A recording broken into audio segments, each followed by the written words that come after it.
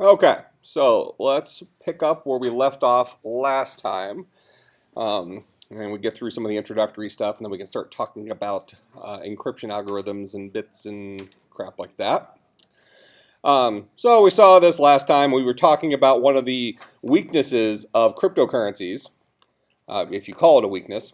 I guess there's so many situations in cryptocurrencies. We'll be dealing with them all semester where something is portrayed by a certain group of the population as a bonus, a perk, and that same thing is portrayed by the opponents as a problem. So this would be an example of one of these where proponents of cryptocurrencies would say it's good that you can make anonymous payments, so people can't track you and stuff like that. But opponents of it would say it's bad to be able to make anonymous payments because now you have nobody to complain to. Okay, so the idea here is that if you were writing a check to somebody, you would say, I'm going to give $3 to this person, sign it, whoever you are. These two things don't exist in cryptocurrencies. Jesper would be replaced by a random hash value that is unique address to his wallet, and this would be the from wallet, another unique number. Okay?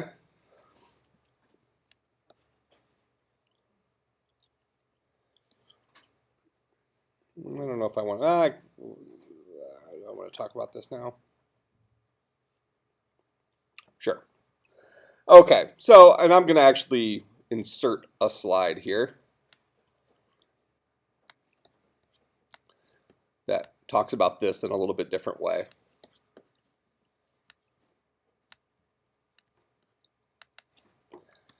So if Mike wants to send something to Bob,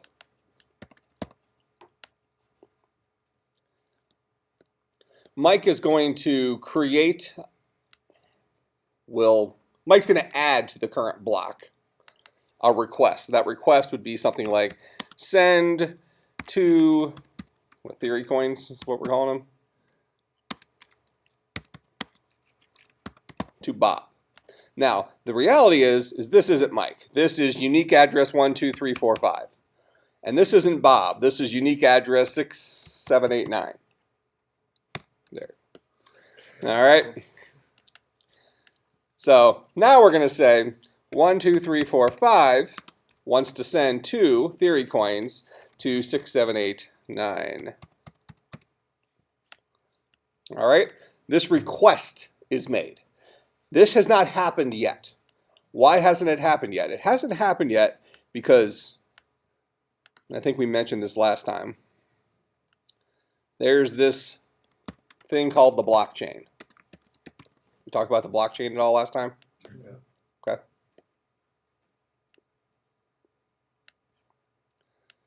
So every transaction that happens with every single cryptocurrency is stored in the blockchain associated with that cryptocurrency. So Theory Coin would have its own blockchain, and this guy, in order for something to be added to this blockchain, this is a register of all payments that have ever been made for every coin that's ever existed. In order for something to be added to this, it must first be validated somehow, whatever that means. So when Mike makes the request to send some Theory Coins to Bob, he's making this request, and that request gets added to the current block. That current block, I think last time we said Theory Coins, it happens every 1 minute. That was our example. So every 1 minute, all those little mining machines, here, these are the army of miners. I don't know why I picked that, but that's what it is. Deal. All right. These guys are going to validate this thing somehow. The first 20% of this class, we're going to be talking about the math, dealing with how that validation occurs. Okay? So we're avoiding the scary stuff right now. Now, upon that being validated, once we say that this is legitimate, the from address is good, the to address is good, this wasn't spoofed by somebody else, it's legitimate and whatever that means, at that point in time, we're going to add that to the blockchain. And by adding it to the blockchain, all we're doing is we're saying this account is debited 2 theory coins. This account is credited 2 theory coins. So we're just adding to the list of things that have happened with those 2 coins. So those 2 coins were born at some point in the past, and they've gone on this adventure. So those 2 coins have probably been in this blockchain potentially hundreds of times up to this point, depending on how long they've been in existence. Okay, so now we've just added one more entry for those guys into the blockchain, making the blockchain even bigger. So let me ask you this. The example for Bitcoins would be the current size of the blockchain is about 14 gigabytes. So that's a text document, essentially, right? It's just a gigantic spreadsheet that says this coin went from here to here, this coin went from here to here, this coin went from here to here, this coin went from here to here. 14 gigabytes! Is that a problem? Now, Bitcoins have been around since, 2009? Really been popular in the last 2 years, let's say, where people are actually doing transactions with them. I would say probably 90% of the transactions that have ever occurred with Bitcoin have happened in the last 2 years. Prior to that, it was, hobbyist type stuff. And the current blockchain in 2 years, let's say, is 14 gigabytes. How big is 14 gigabytes? By today's standards, is that big? Is that small? Is it just kind of somewhere in the middle? Now, where does the blockchain live? If you're designing this idea, the thing behind cryptocurrencies, is there just one blockchain? Is there 3? Just keep duplicating it over and over and over again? Who's got the real blockchain? Okay, so everyone. So we can say that the real blockchain is duplicated, let's just pick a number, let's say 1,000 times. It's probably way more than that, but let's just say it's 1,000 times. Does that make it more secure? Now, when these mining machines, when they validate something and add it to the blockchain, which blockchain are they adding it to? All of them?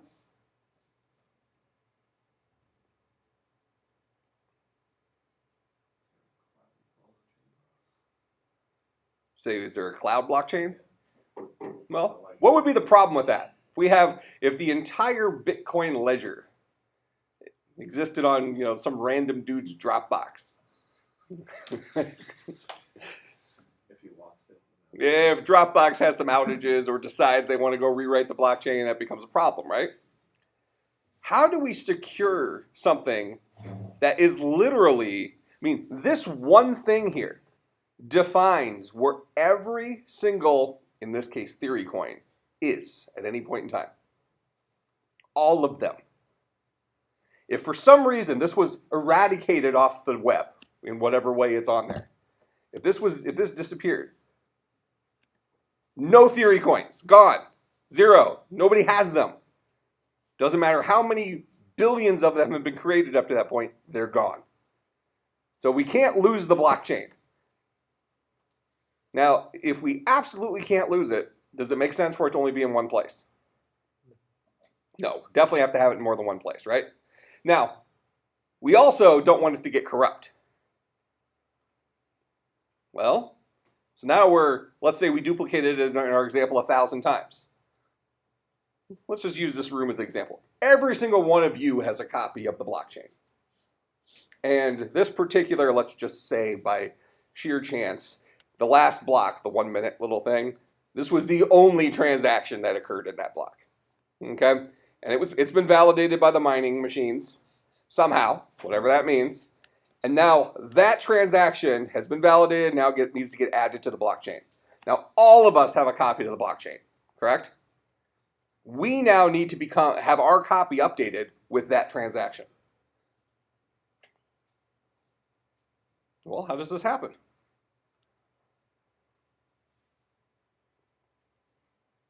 Let's just say it magically happens for right now. So this half of the room got the update. This half of the room, they're criminals. Okay? Well, you're on this half of the room is criminal. This half of the room is the criminals. This half of the room got the update. Now, the criminals over here, what they did is they decided, you know what? Why don't we just tack on a 0 to that? Just cuz, right? It's probably one of those guys owns that address. So now you guys have corrupted your blockchain, correct? How do we make sure that the right blockchains are the ones that are used this point forward, not the wrong blockchains? Validate the chain so it can't be used anymore. Okay, how? Give us a high-level suggestion. You're not wrong. I think that it would just stay away from the main blockchain, and they would continue adding on to the most recent blocks and not continue it from the corrupted or invalid blocks that are caused by that. And so that would take away the bad transaction, and you would basically lose the amount that is being given. Okay.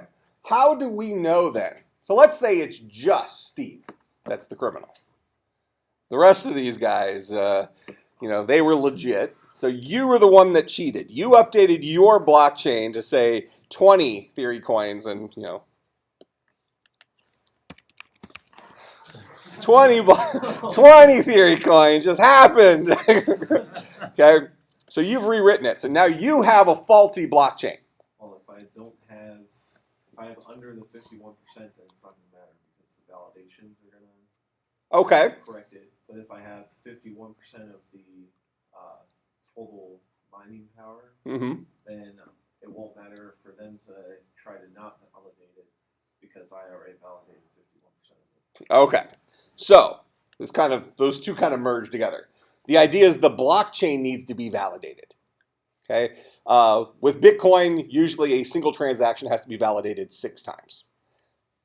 Typically, they're validated in the 50, 60, 70 time range.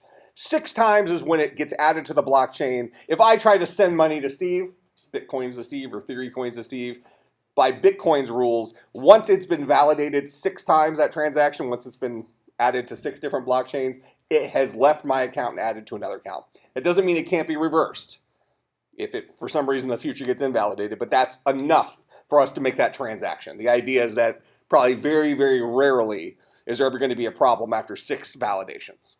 That means that you'd have to have 6 criminals all working together who all randomly became the 6 people that validated that particular block. That makes sense? Probably not likely. Okay, because this is lottery winning type stuff, but worse.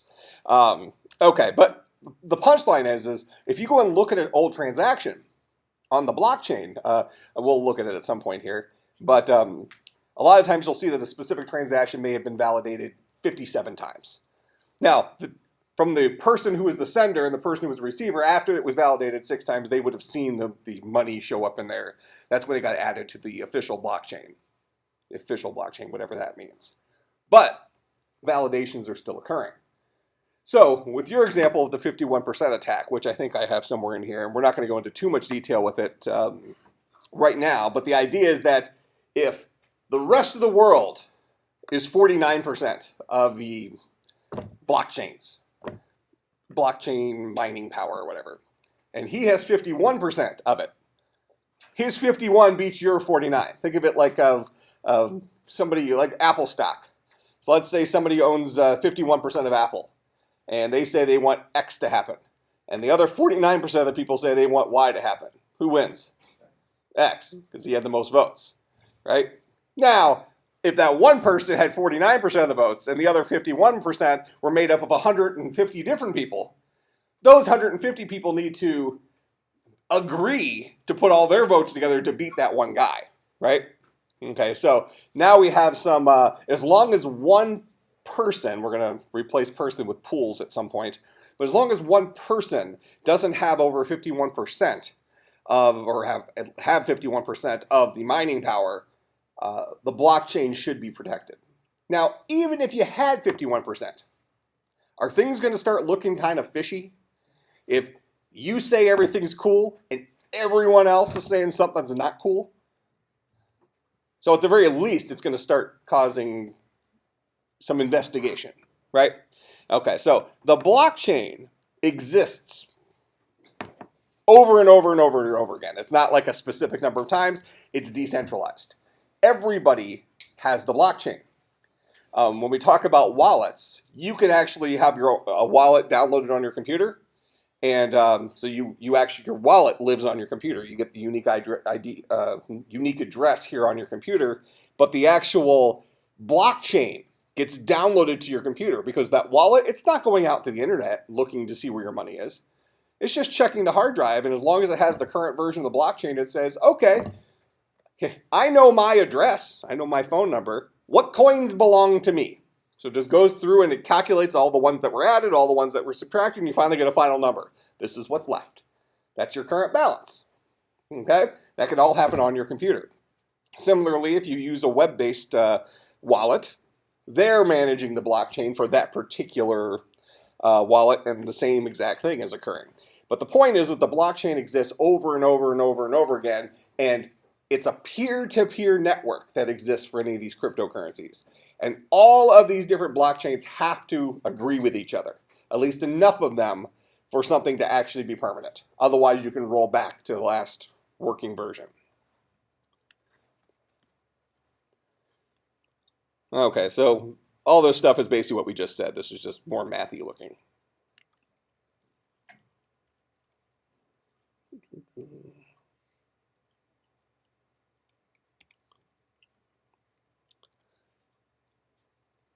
Okay, we kind of just talked about this too. Transfers get stored in the blockchain. Okay, let's get here. So now we're talking about the difference between Theory coin and Bitcoin. So expand this to say the difference between cryptocurrencies. There's really two main differences. One difference can be in if they're both using the same technology, they flip around variables within that technology. Another difference could be they're using a different technology.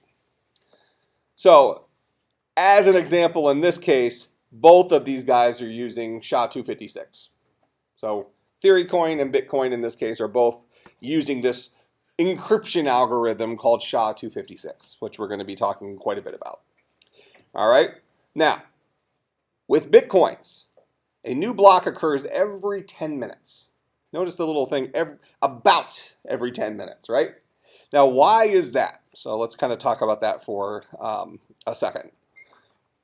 The definition of the Bitcoin protocol says that every 10 minutes, new Bitcoins are born. Now, we talked last time about how Bitcoins are born, right? They're that validation, the Bitcoin miners, those machines, we drew them last time, right? So these guys are constantly working, trying to validate the current block. Okay?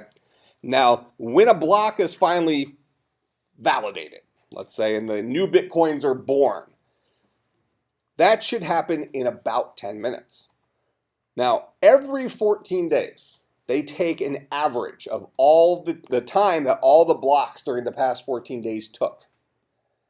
And if it's less than 10 minutes on the average, they increase the difficulty of the armor, if you will, on the blocks. They increase the difficulty of the network. If it took more than 10 minutes on average during those 14 days, they decrease the difficulty of the network. The idea is that they're trying to keep the network at around 10 minutes per block. All right?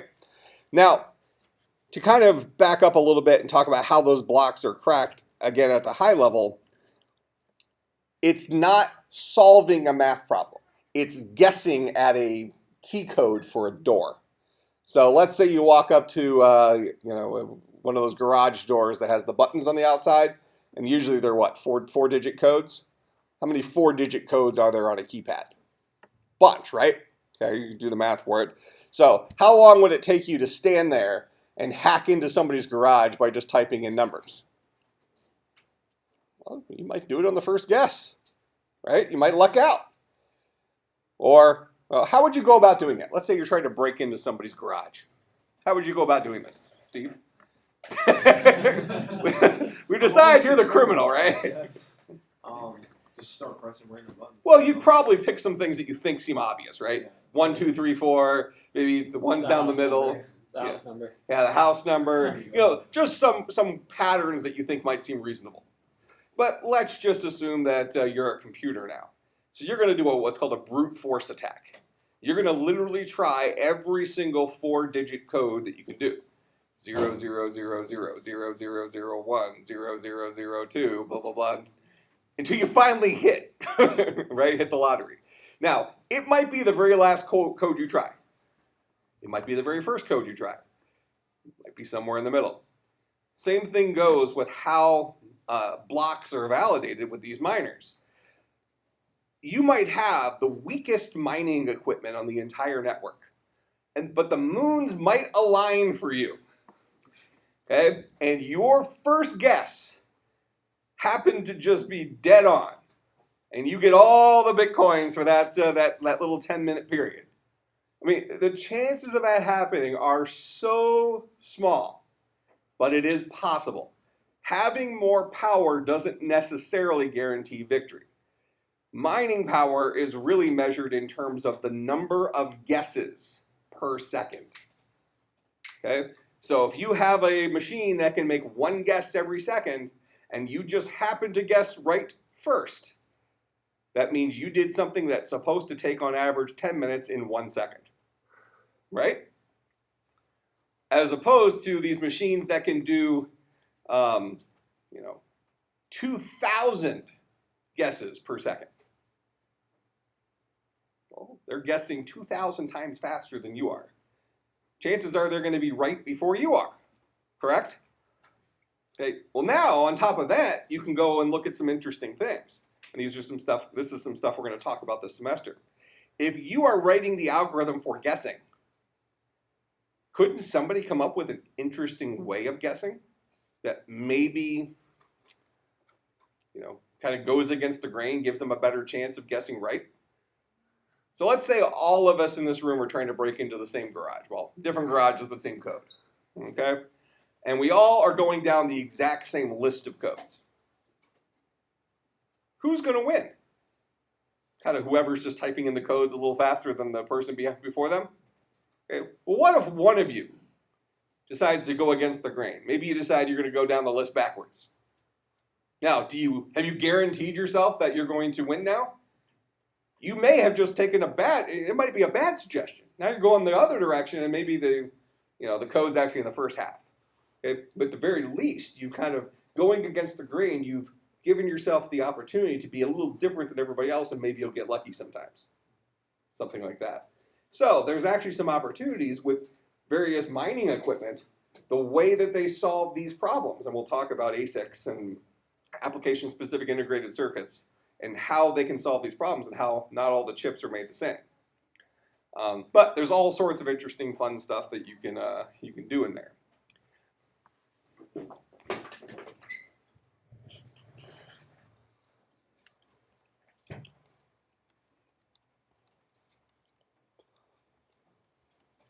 Okay, so Bitcoin tries to do it every 10 minutes, and every 14 days it's going to potentially change that.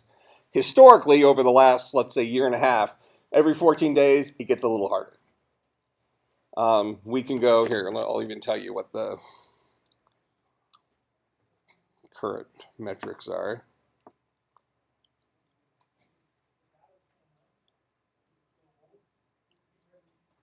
Oh, interesting. The last block time happened to be 18 minutes and 5 seconds. But I actually think that the average block time over the last 14 days is below 10 minutes. Because the network difficulty is predicted to go up. The speed, number of guesses per second on the entire Bitcoin network is 199,083.716 terahashes per second.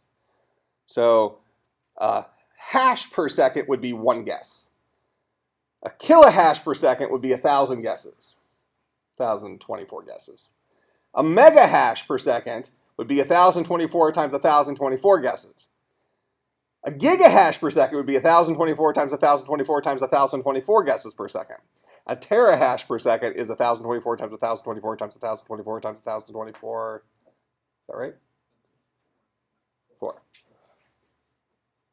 199,000 of those is the number of guesses that are happening every second on the Bitcoin network. And the last block took 18 minutes.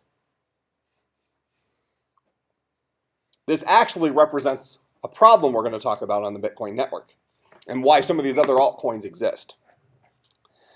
All right, so we've decided in our little world of theory coin, which may be, I don't remember if I made up the rules for the theory coin or if we read them on one of the slides, but in any case, Bitcoin says about every 10 minutes, adjusted every 2,000 blocks, which I think you'll find is about 14 days. If you do 2,000 times 10 minutes and divide that into days, I think it's about 14 days. When Bitcoin first came out, remember, it's based on a mathematical algorithm. The original reward was 50 Bitcoins per block. Every about 4 years, that halves.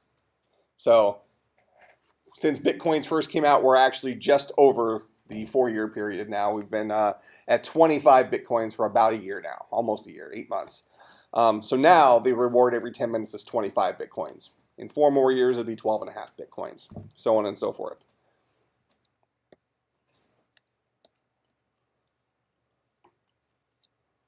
We already talked about that kind of stuff. Okay, so the example here would be, we've said that theory coins are every 1 minute. We've decided they're using the same algorithm that Bitcoins use. That's the SHA-2 thing. It's the Sha-256. We're actually going to start talking about that today. But we try to do a block every 1 minute instead of 10 minutes. So that's how these two coins are different from each other, is how often we validate blocks. Chances are, if we're validating blocks more often, we're probably also going to have a smaller reward. We might have 2.5 Bitcoins, 2.5 theory coins per minute, 25 times 10, for 10 minutes. All right. Now, another variable we can decide is how many of these coins will exist in circulation. So that's another variable. That's where this comes into play. If every 10 minutes, right now, 25 new Bitcoins are born, that means in an hour, there are 25 times 6 Bitcoins born, right? Times 24, that's 3,600 Bitcoins per day that are created, ish. Because we might be over greater than or less than the 10-minute thing. But right around 3,600 Bitcoins should be born per day right now.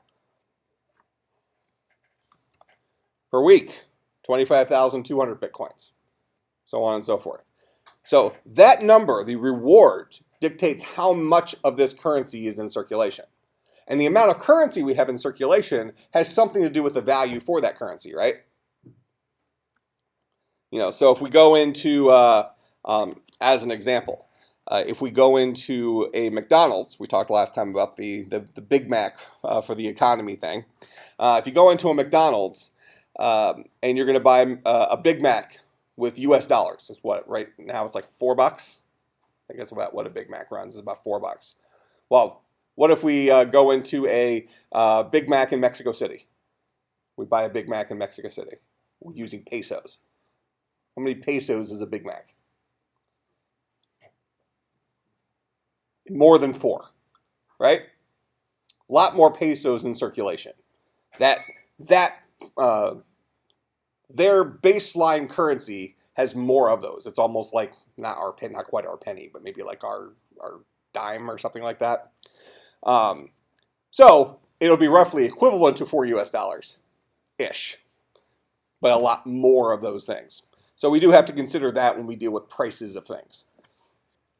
Bitcoin becomes a little maybe difficult to work with. There's actually some news right now dealing with microbits, a smaller denomination of Bitcoins. And this is the same thing we dealt with US dollars. We think of US dollars as our base currency, right? $1 is kind of the smallest denomination. But we broke that down into pennies. You have 100 pennies that make up $1. We have nickels, we have dimes, we have quarters. There's 50-cent pieces, nobody uses them, right? So we've divided that stuff up into small little pieces. Now, how many of you like carrying around change? It's kind of archaic, right?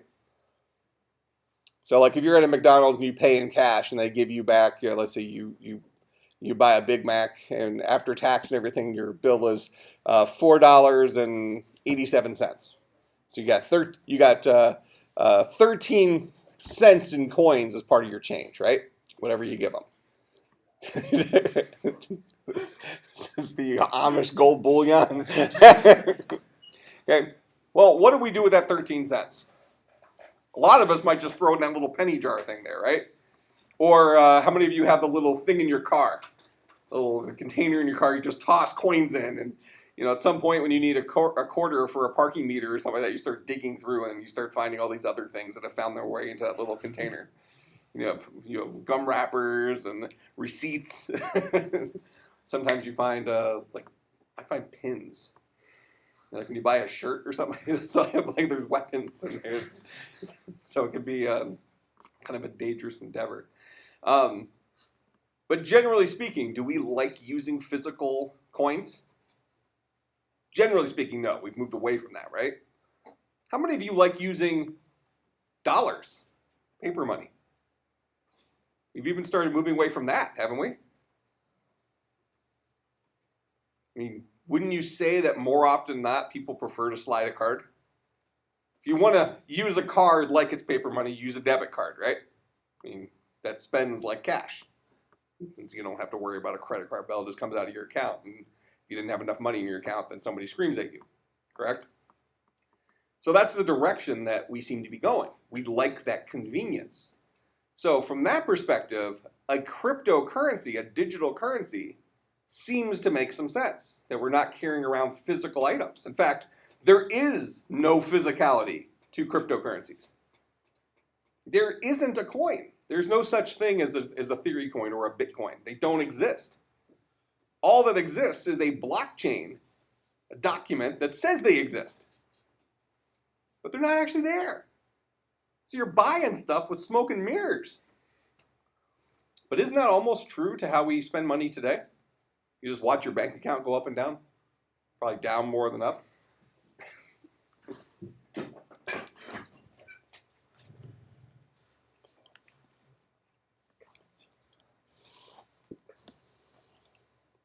So, some problems with cryptocurrencies in general. Every transaction ever made is recorded forever. Do we really need that?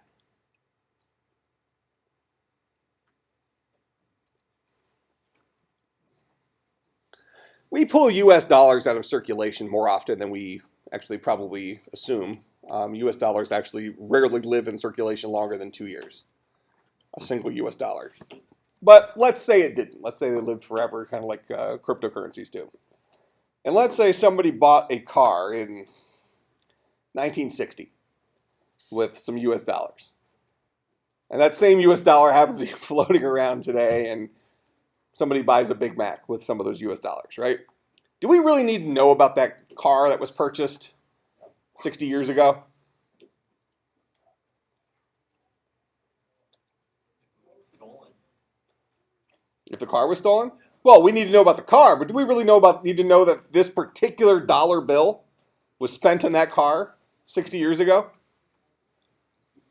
At what point is a transaction done? Statute of limitations type stuff, right? And do we need to be able to trace it back forever with US dollars? Doesn't seem like it. Seems like a waste, correct? But every transaction ever made is recorded forever with cryptocurrencies. Is that required? The answer is yes, it is required. So the follow-up question is why? For cryptocurrencies, why do we need to record every transaction that's ever been made? What would happen if we didn't? We wouldn't know what exists for the currency. Okay? So this gets back to what I was just talking about a minute ago, where there is no physical representation. This $1 bill that we're talking about that was spent on a car in 1960 and now was just spent on a Big Mac is physical. Some dude's waving around this, 3/4 ripped up bill. It's all faded and stuff. Okay? But it has a physical representation. Cryptocurrency, they don't. These coins, they're nothing. They literally are not. They're not even bits.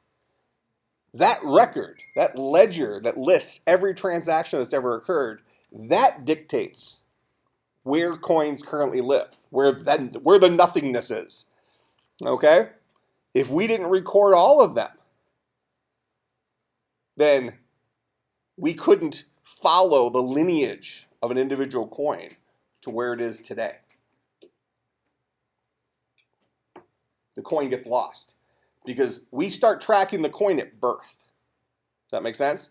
And since there's not a physical representation of it, in order to find this coin, we have to go look at its birth and follow it down the yellow brick road until we find whose wallet it's currently associated with. Make sense? Now, it's listed here as a problem. That certainly seems like a feature in some respects. This gets back to what I was talking about earlier, where proponents of cryptocurrencies are going to say some things are actually features. Opponents are going to say they're problems. So one problem of that is it gets really big. We use the example with the Bitcoin blockchain. It's 14 gigabytes and growing. That's big. Why might this be a feature? So let's go on the flip side of it. Why might it be a feature that every transaction ever made is recorded forever?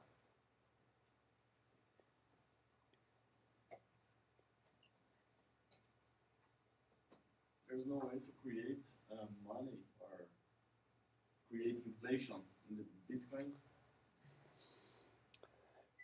I think it's fair to say it's at least inflation resistant. That's probably a true statement. We'll talk more about that.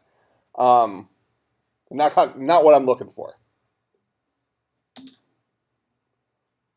So now, Steve, I understand you have a hobby of duplicating U.S. dollars, right? Right. So, being our classroom criminal. So my understanding is what you do is you take $1 bills and you bleach them, and then print $100 bills on top of them. That way, right? That's so Keeps it nice and crisp, and get the right material, all that stuff. So with U.S. dollars, we can forge money. Correct? Now you go into the, you spend money, and I think right now it's when you use at least a $20 bill. At McDonald's, their policy is they use a little special marker to make sure it's a real bill. Huh? There's a real bill. Yeah, now they're throwing holograms on them and stuff like that, and they use real proprietary printing techniques to make it resistant against forgery. But the U.S. dollar could be forged, correct? Cryptocurrencies cannot be forged, unless we start playing with that 51% problem again, and nobody catches them. Because remember, we said that some red flags are going to start going up if almost half of the blockchains look incorrect. Almost. Almost half of them.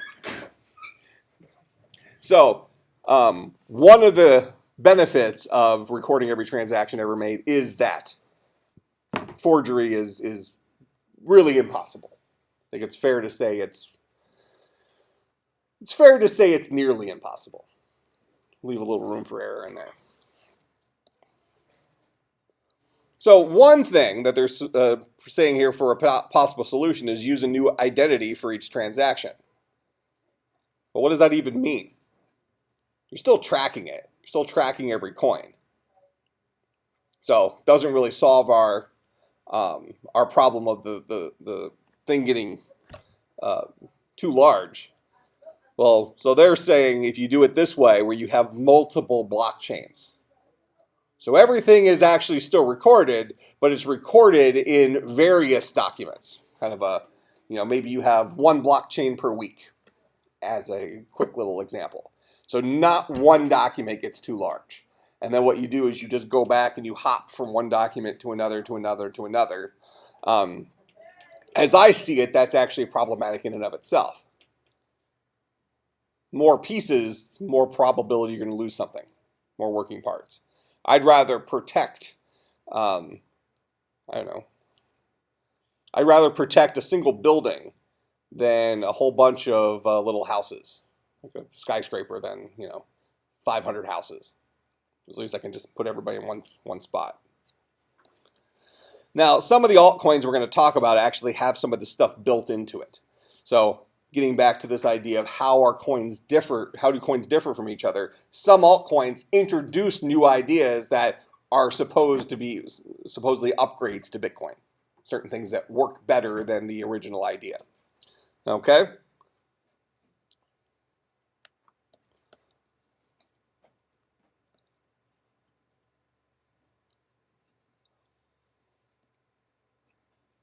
Oh, this is interesting.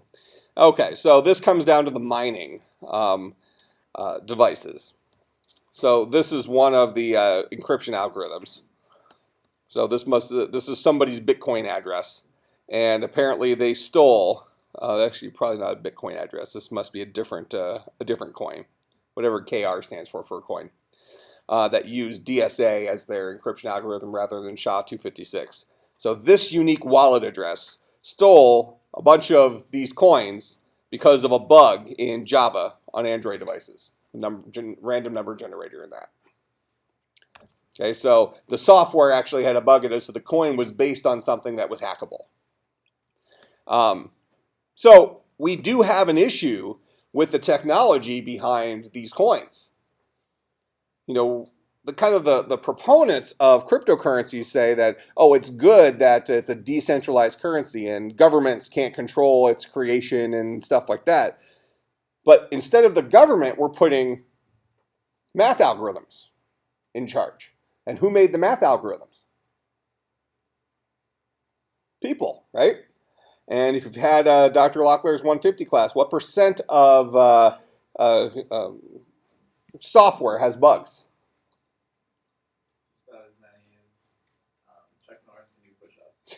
Just about as many as is that the correct answer? Is that like acceptable on an exam? Probably would be.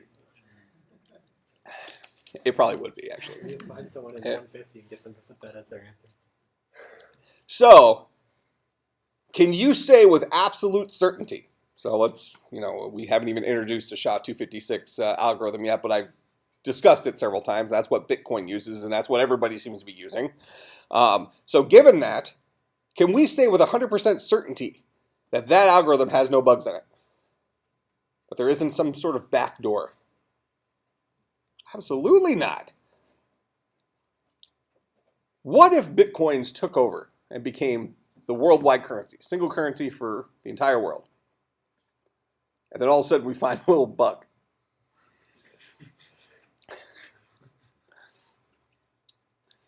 Some iPhone developer or something like that finds like some little weird math bug, and he writes some iPhone app. He's just stealing everybody's money.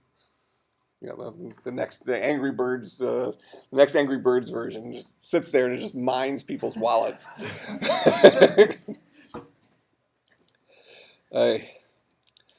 Speaking of what, have any of you played the new version of Flappy Birds from the same developer, the helicopter thing? You haven't played it? There's a new one. Yeah, it's from the same developer. I thought he was done. He didn't like the attention. Yeah, well now he make more money. Yeah, it's called Swing Copters. Probably some sort of line. So it's called Swing Copters. It is completely impossible. I'm not ashamed to say that. I spent about 3 hours playing this game the other day while my wife and I were watching TV. My high score is 2. Well, actually, hold on. It might be 3. I gotta. What's the name? Huh? What's the name? It's called Swing Copters.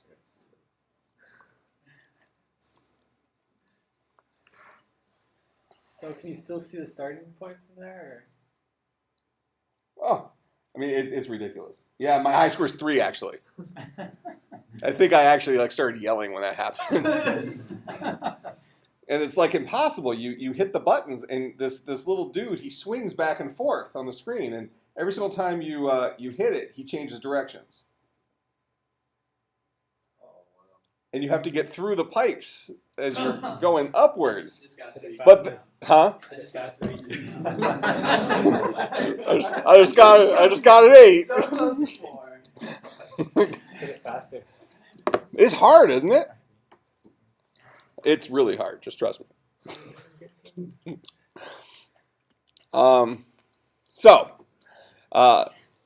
Bitcoin uses a scripting system for transactions. Script is simple, stack-based, and processed from left to right. It's purposely not Turing complete with no loops. Anybody know what Turing complete means? Something you talked about, 150 maybe? What's Turing complete?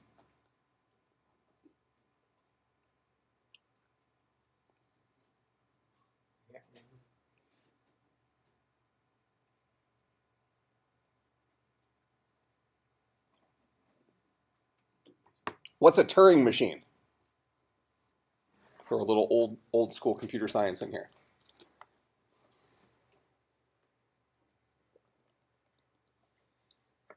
It's a machine that can solve a problem in a finite number of steps. Okay. So a machine that can solve a problem in a finite number of steps. So that's a finite state automata would be that actual thing. Specifically with Turing machines, it's tape-based. It's a single tape that goes, you go back and forth on this thing.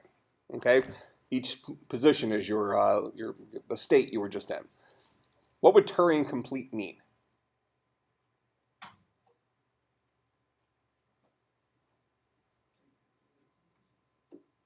This might be next class's quiz. All right, on Friday, expect us to have a quiz at the beginning of class about what Turing complete means. Okay? Somebody needs to remind me to have that quiz. Actually, here, I'll tell Siri. Remind me about Turing complete quiz on Friday at 2 p.m. Here's your reminder for... Okay, I'll remind... What is Siri calling you? What's up? What is Siri calling you? Oh, actually, that's a funny... We have 1 minute left. It is a funny story. Okay. When we first got Siri, you know how if you have an iPhone that has Siri on it, you know how you can tell Siri how it should refer to you?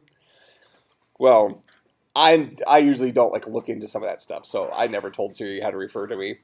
And my wife went into my phone and changed it. So it was like, I don't know, third or fourth day I had this. I was telling Siri to do something, and Siri goes, "Sorry, fatty." And I'm thinking that it just kind of learned, because lots of people call me that. And yeah, so that was funny. All right, so Friday, expect a quiz. We'll finish up this, and we're going to start talking about specifically the Sha-256 algorithm. Well, before that, we're going to talk about what makes something 256 bits. What does that even mean?